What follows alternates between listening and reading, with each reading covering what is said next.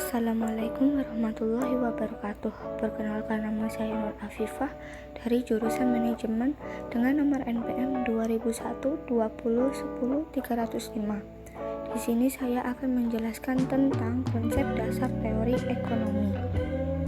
Pertama-tama, saya akan menjelaskan ekonomi sebagai suatu disiplin ilmu. Di sini, definisi ilmu ekonomi sendiri adalah ilmu yang mempelajari hubungan antara manusia dengan benda dan dengan segala macam aspek yang dibutuhkan. Ilmu ekonomi juga dapat dipahami sebagai usaha dalam membuat suatu alternatif barang atau jasa untuk memuaskan kebutuhan hidup manusia yang tak terbatas. Ilmu ekonomi dianggap sebagai disiplin ilmu pada tahun 1776 sejak ditulis dan diterbitkannya buku yang terkenal berjudul The Wealth of Nations tahun 1776 karya Adam Smith.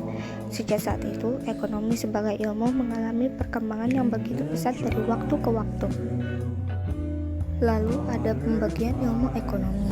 Secara umum, pembagian ilmu berjumlah 3 bagian, yaitu ekonomi deskriptif, ekonomi terapan, dan teori ekonomi. Teori ekonomi sendiri terbagi lagi menjadi 2 bagian, yaitu ekonomi makro dan ekonomi mikro. Pengertian ekonomi deskriptif adalah ilmu ekonomi yang mendeskripsikan data-data yang menjelaskan berbagai fenomena dan kenyataan yang terjadi. Sedangkan pengertian ekonomi terapan yaitu cabang ilmu ekonomi yang menggunakan hasil kajian teori ekonomi untuk menjelaskan fakta-fakta yang dikumpulkan ekonomi deskriptif. Dan yang terakhir, pengertian teori ekonomi yaitu pembagian ilmu ekonomi yang memberi penjelasan yang telah disederhanakan mengenai cara bagaimana sebuah sistem ekonomi bekerja dan ciri-ciri yang sangat penting dari sistem ekonomi tersebut. Ada 2 bagian teori ekonomi yang masing-masing memiliki definisi dan pengertian yang berbeda.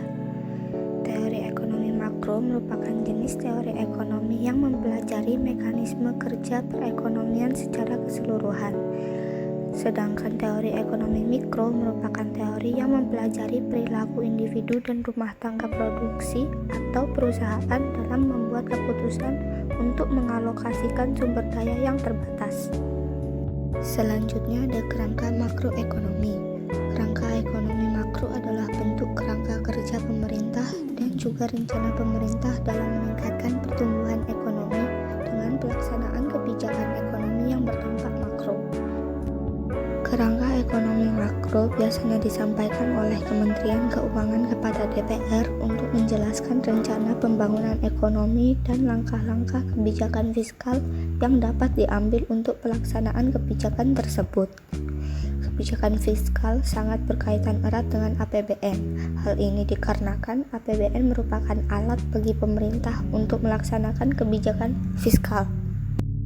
Percepatan pertumbuhan ekonomi dan juga menekan tingkat pengangguran merupakan salah satu rencana pemerintah yang masuk dalam kerangka ekonomi makro.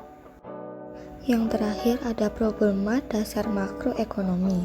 Masalah makroekonomi yang utama yang akan selalu dihadapi suatu negara antara lain masalah pertumbuhan ekonomi, masalah ketidakstabilan kegiatan ekonomi, masalah pengangguran, masalah kenaikan harga-harga atau inflasi, dan masalah neraca perdagangan dan neraca pembayaran. Masalah yang pertama yaitu masalah pertumbuhan ekonomi. Masalah pertumbuhan ekonomi dapat dipandang sebagai masalah makroekonomi dalam jangka panjang. Pertumbuhan ekonomi dapat didefinisikan sebagai perkembangan kegiatan dalam perekonomian yang menyebabkan barang dan jasa yang diproduksikan dalam masyarakat bertambah. Yang kedua, masalah ketidakstabilan ekonomi.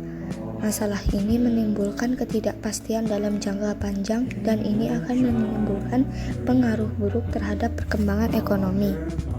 Perekonomian tidak selalu berkembang secara teratur dari satu periode ke periode lainnya. Ia selalu mengalami masa naik dan turun. Ada kalanya kegiatan perekonomian berkembang dengan sangat pesat sehingga menimbulkan inflasi.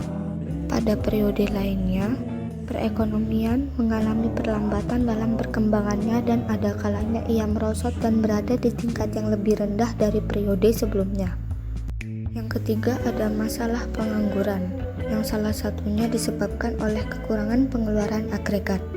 Pengangguran sendiri merupakan suatu keadaan di mana seseorang yang tergolong dalam angkatan kerja ingin mendapatkan pekerjaan tetapi belum dapat memperolehnya. Masalah pengangguran adalah masalah yang sangat buruk kepada perekonomian dan masyarakat.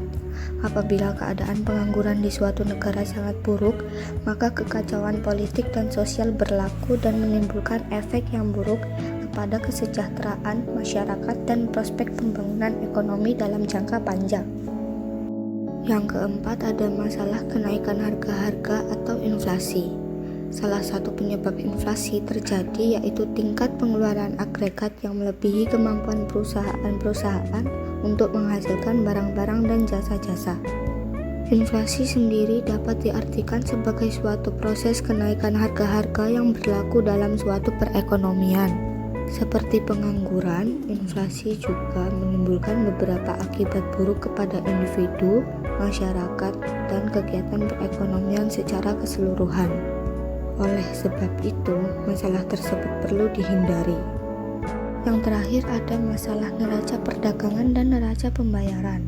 Dua komponen penting dari neraca pembayaran yang perlu diperhatikan adalah neraca perdagangan dan neraca keseluruhan atau overall balance. Akibat buruk seperti kehilangan kepercayaan orang terhadap prospek ekonomi negara dalam jangka panjang ini menyebabkan berbagai negara berusaha untuk menghindari masalah defisit dalam neraca perdagangan dan aliran modal.